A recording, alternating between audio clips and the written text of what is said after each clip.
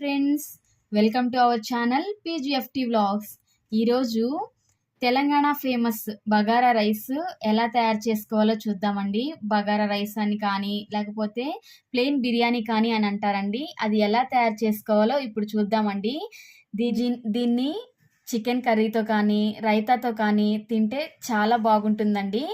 ఇంట్లో ఉన్న ఇంగ్రీడియంట్స్తోనే ఎలా తయారు చేసుకోవాలో ఇప్పుడు చూద్దామండి. బగారా రైస్ తయారు చేసుకోవడానికి ముందుగా బాస్మతి రైస్ తీసుకొని కడిగి ఒక హాఫ్ అన్ అవర్ పాటు నానబెట్టుకోవాలండి.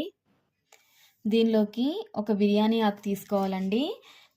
మిరియాలు, యాలకులు, మరాఠీ మొగ్గ, దాల్చిన చెక్క, లవంగాలు, స్టార్ పువ్వు, జాపత్రి ఒకటి తీసుకోవాలి.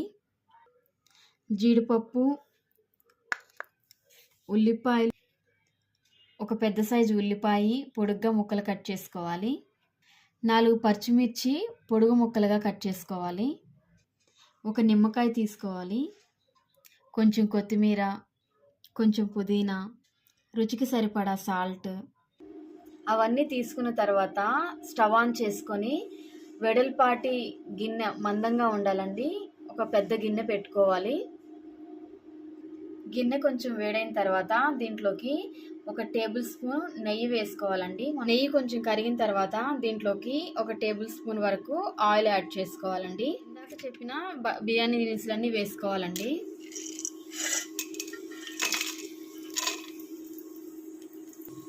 ఇవి కొంచెం వేగిన తర్వాత దీంట్లోకి కట్ చేసుకున్న పచ్చిమిర్చి ముక్కలు వేసుకోవాలండి. పచ్చిమిర్చి కొంచెం వేగిన తర్వాత ముందుగా కట్ చేసి పెట్టుకున్న ఉల్లి ముక్కలు కూడా వేసేసుకోవాలండి. జీడిపప్పు కూడా వేసేసుకోవాలండి. పుదీనా కూడా వేసేసుకోవాలి. ఇవన్నీ వేసుకొని కొంచెం సేపు కలబెట్టుకోవాలి. ఒక టేబుల్ స్పూన్ అల్లం వెల్లుల్లి పేస్ట్ వేసుకొని పచ్చివాసన పోయేంత వరకు కలబెట్టుకోవాలండి. పచ్చివాసన అంతా పోయిందండి అల్లం వెల్లుల్లి పేస్ట్. ఇప్పుడు వాటర్ యాడ్ చేసుకుందాం. నేను ఇప్పుడు వాటర్ యాడ్ చేసుకోవాలి కదండి. దీంట్లోకి ఒక గ్లాసు బాస్మతి రైస్ తీసుకుంటే దానికి 1.3 వాటర్ పోసుకోవాలండి. నేను అలాగే తీసుకున్నానండి. ఇప్పుడు వాటర్ యాడ్ చేసుకుందాం. దీంట్లోకి రుచికి సరిపడా సాల్ట్ వేసుకోవాలండి. నిమ్మకాయ కూడా పిండుకోవాలి. వాటర్ ఇలా బాయిల్ అవుతూ ఉన్నప్పుడే మనం రైస్ వేసేసుకోవాలండి. ముందుగా హాఫ్ అన్ అవర్ పాటు నానబెట్టుకున్న రైస్ వేసేసుకోవాలి. రైస్ ఇలా వేసేసిన తర్వాత ఒకసారి కలబెట్టుకొని మంటని మీడియం ఫ్లేమ్లోనే ఉంచుకొని రైస్ ఉడికించుకోవాలండి. అనేది ఇట్లా ఉడుకుతూ పైకి వస్తుంది కదండి, వాటర్ అనేది మొత్తం ఎగిరిపోతున్నాయి కదా. ఇప్పుడు మంట అనేది సిమ్లో పెట్టేసుకొని ఉడికించుకోవాలండి.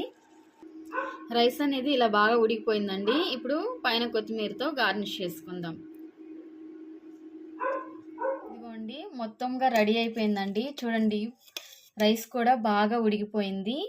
సో ఇంకా దించేసుకుందామండి. దించేసుకొని సర్వ్ చేసుకొని తినేసేద్దాం. థ్యాంక్ యూ ఫర్ వాచింగ్ అండి. Please like, share and subscribe. మరిన్ని వీడియోస్ కోసం మా ఛానల్ని ఫాలో అవుతూ ఉండండి. Thank you.